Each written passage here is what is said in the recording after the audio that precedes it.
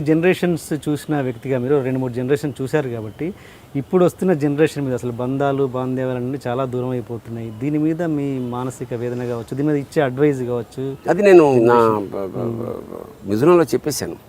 Attached detachment మనం ఎక్కువ తాపత్రయపడకూడదు, future ఇంకా దారిద్రంగా ఉంటుంది. అంచేత ఒక మంచి మాట అంటే చాలా బాధాకరమైన మంచి మాట ఏమిటంటే, ఇన్నాళ్ళు మనం చూడలేనివి చూసాం, విచిత్రాలు అవి ఇవి, ఇక చూడకూడనివి చూస్తాం అన్నాడు. That's happening. అంచేత పైగా కాలం దానికి కావాల్సినట్టుగా అది మార్చుకుంటూ వెళ్ళిపోతుంది, దానికి కావాల్సినట్టు అడ్జస్ట్ అయిపోతుంటారు. అది ఇది ఇలాగే ఉండాలేమో. మనం ఊరికే తాపత్రయపడి ఇలా మార్చాలా, బాగా మాట్లాడతాను, వినముగా గౌరవించాలి అంటే ఆర్టిఫిషియల్గా ఉంటుంది. ఇప్పుడు పెద్ద రిలేషన్స్ కూడా భార్యాభర్తల మధ్య లేవు, ఇంకా తల్లిదండ్రుల మధ్య ఉంటాయి. ఏంటి అయితే వద్దు థ్యాంక్స్ అనే స్థితి వచ్చేసింది. పూర్వం మన వాళ్ళు 100 ఏళ్ళు కాపురాలు చేశారంటే పుట్టినా తిట్టినా బాధపడ్డా అది అట్లా వెళ్ళింది. ఇప్పుడు అవేం లేవు. Because everybody is equally liberated, అందరూ తెలివితేటలు ఉన్నవాళ్ళు. సో భవిష్యత్ అంతా ఎక్కువ అడ్జస్ట్మెంటే ఎనీథింగ్. నట్టు లూజ్ అయితే కొంచెం దారం చుట్టుకుంటే టైట్ చేసుకోవడమే తప్ప తెలిసిన తీసేయాలి, లేకపోతే కొత్త నట్టు వేసుకోవడమే. అంతే అంతే. మీ రెండో అన్నయ్య పేరెంట్స్, మీ రెండో అన్నయ్య తనకి మూడు అన్నయ్య కాదు, దేవుడి మీద ఇష్టం లేని కమ్యూనిస్ట్గా మారిపోయిన అన్నయ్య దీక్షిత్. తను అంటే మీరేమో అంటే 7గురికి 7 క్వాలిటీస్ ఉన్నాయండి, అది ఆశ్చర్యం. మా పెద్దన్నయ్య టీసీగా మొదలెట్టి టికెట్ కలెక్టర్ కర్నూలుగా, టీటీఐ స్క్వాడ్లో రిటైర్ అయ్యాడు. జీవితంలో ఒక్కసారి కూడా రూపాయి తీసుకోకుండా చాలా పరమ స్ట్రిక్ట్. టికెట్ అంటే బావమరిది ఎప్పుడో నాకు టికెట్ కావాలంటే టికెట్ కష్టం కానీ ఇంజన్ లేకమన్నాడు. అది బొగ్గు ఇంజన్ రోజులు అవి. ఆ కళ్ళల్లో పోయి అడిగి జ్వరం వచ్చింది.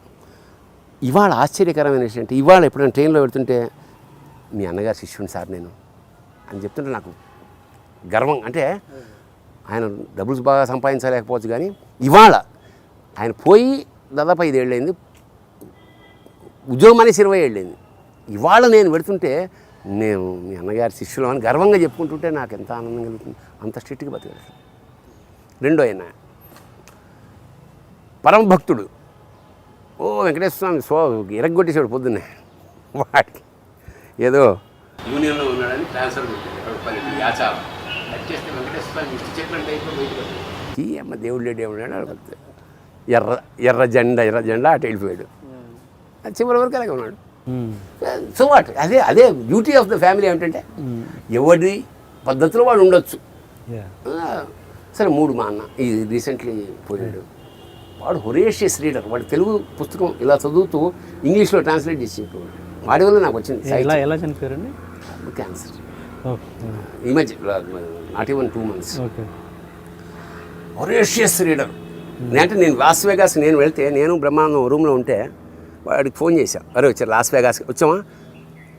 లాస్ వేగాస్ ఎప్పుడు నిర్మించారు, ఎందుకు నిర్మించారు? ఇప్పుడు నువ్వు రైట్ సైడ్ లెఫ్ట్ దూరం వెళ్తే గోల్డెన్ నగెట్స్ అనే ఒక క్యాసినో ఉంటుంది, అందులో తప్పకుండా ఆడంటే వీడు ఇదేంట్లో బాబు అని. నేను జ్ఞానం వాడికి ఇచ్చాడు, యోగం నాకు ఇచ్చాడు అన్న. అట్లా 4 నేను. 5వ వాడు మంచి పోయేట్టు. వాడు కూడా సినిమాలకు రాశాడు, మనకు వంశీ సినిమా కూడా రాశాడు. తల్లిదండ్రుల్ని అనాశ్రమాలు పాలు చేస్తున్నారు, వృద్ధాశ్రమాల్లో వేస్తున్నారు. ఏం స్టూడెంట్స్ అయ్యా మీరంటే వదిలేశాడు.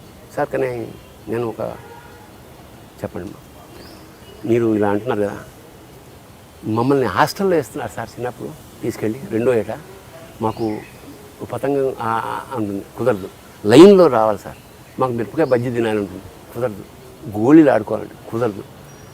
మమ్మల్ని వాళ్ళు ఫస్ట్ క్లాస్ నుంచి ఇంటర్మీడియట్ దాదాపు 12 ఏళ్ల పాటు అలా వేసినప్పుడు మేము వీళ్ళని అనాశనాల్లో పెట్టి రుణం తీర్చుకున్నాం తప్ప.